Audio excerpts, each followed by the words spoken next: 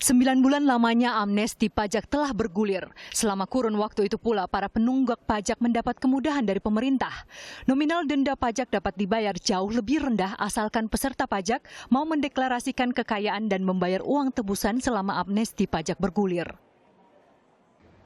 Hasilnya, pada batas akhir amnesti pajak Maret lalu, Direktorat Jenderal Pajak Kementerian Keuangan mencatat jumlah peserta pajak yang melaporkan kekayaannya cukup besar. Total pelaporan harta mencapai lebih dari 4.800 triliun, dengan rincian pengakuan pajak dalam negeri lebih dari 3.600 dan deklarasi luar negeri mencapai 1.032 triliun. Sedangkan total repatriasi atau pengembalian aset ke dalam negeri hanya mencapai 147 triliun rupiah. Hasil pelaporan ini memperlihatkan rendahnya antusiasme peserta pajak untuk mengembalikan aset ke dalam negeri, sebab tak sampai 15% dari 1.000 triliun yang ditargetkan pemerintah. Terakhir, apakah masih ada orang-orang high wealth? Pasti ada, saya tidak akan mengatakan 100%, namun nampaknya yang cukup signifikan, yang besar-besar, sebagian besar memang sudah ikut. Dan bahkan mereka ada yang sampai detik terakhir malam hari ini, ada yang betul-betul mau memanfaatkan karena mungkin baru memikirkan sampai last minute ikut enggak, akhirnya mereka ikut. Jadi mungkin jumlah yang signifikan dari OP, orang pribadi maupun perusahaan, nampaknya mereka ikut dan itu cukup baik. Saya mengatakan cukup baik, tentu kalau bicara puas, ya target pajak saya belum tercapai, jadi saya belum merasa tenang. Tapi itu cukup baik dari sisi dibandingkan negara-negara lain, dibandingkan dari sisi jumlah deklarasinya sendiri dari hartanya tadi. Membayangkan 4.800 triliun selama ini tidak pernah dideklar, itu adalah suatu angka yang mendekati 40% dari GDP kita. Itu menggambarkan betapa tingkat compliance atau kepatuhan masyarakat mengenai kewajiban pajak itu masih sangat bisa diperbaiki. Dari data yang dirilis Kementerian Keuangan selama kurun waktu 1995 hingga 2014, jumlah aset warga Indonesia di luar negeri lebih dari 11.450 triliun rupiah. Aset ini umumnya ditempatkan di rekening perbankan di luar negeri. Dari total deklarasi harta di luar negeri, kita dapat melihat negara mana yang dipercaya warga Indonesia untuk memarkirkan kekayaannya.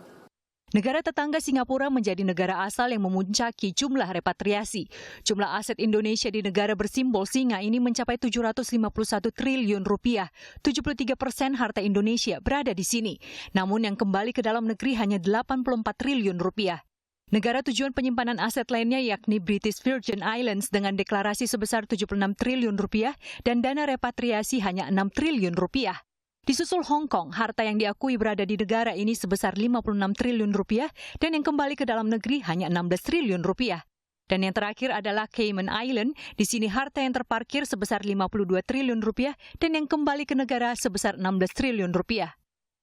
Menteri Keuangan mengakui adanya kesulitan yang dihadapi para peserta pajak untuk mengembalikan asetnya dari luar negeri untuk masuk ke Indonesia.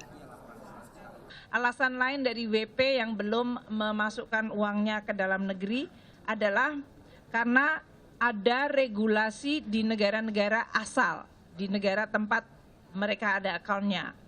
Regulasinya sering sangat ketat. Waktu itu kita dengar di beberapa jurisdiction adalah bahwa kalau Anda repatriasi dan mengakui tax amnesty, berarti harta itu adalah harta yang melanggar undang-undang karena Anda nggak laporin. Jadi itu dianggap sebagai pelanggaran undang-undang. Oleh karena itu mereka akan melakukan langkah-langkah seperti mereka harus melakukan anti money laundering test, atau dalam hal ini mereka harus menyampaikan bahwa uang itu merupakan uang yang sah. Namun tak bisa dimungkiri, kasus hukum yang dilakukan para pegawai pajak memperlihatkan betapa pajak dapat dengan mudahnya digembosi. Misalnya saja kasus Gayus Lumbun, mantan pegawai Ditjen Pajak ini terungkap menyalahgunakan wewenangnya dalam mengurus keberatan pajak senilai 570 juta rupiah. Dengan usianya yang saat itu hanya 31 tahun, Gayus memiliki rekening sebesar 25 miliar rupiah, jumlah yang sangat fantastis dibandingkan dengan pekerjaannya. Yang terakhir, selama proses amnesti pajak berlangsung, terjadi kasus suap pejabat Ditjen Pajak. Handang Soekarno ditangkap dalam kasus suap pengurusan pajak PT Eka Prima Ekspor Indonesia. Dalam kasus ini, adik ipar Presiden Joko Widodo sempat dipanggil untuk bersaksi. Situasi ini memperlihatkan betapa perlunya penegakan hukum dan dukungan penuh dari masyarakat demi mencapai target yang dikejar oleh negara, yakni menopang pembangunan negeri. Tim Liputan Kompas TV.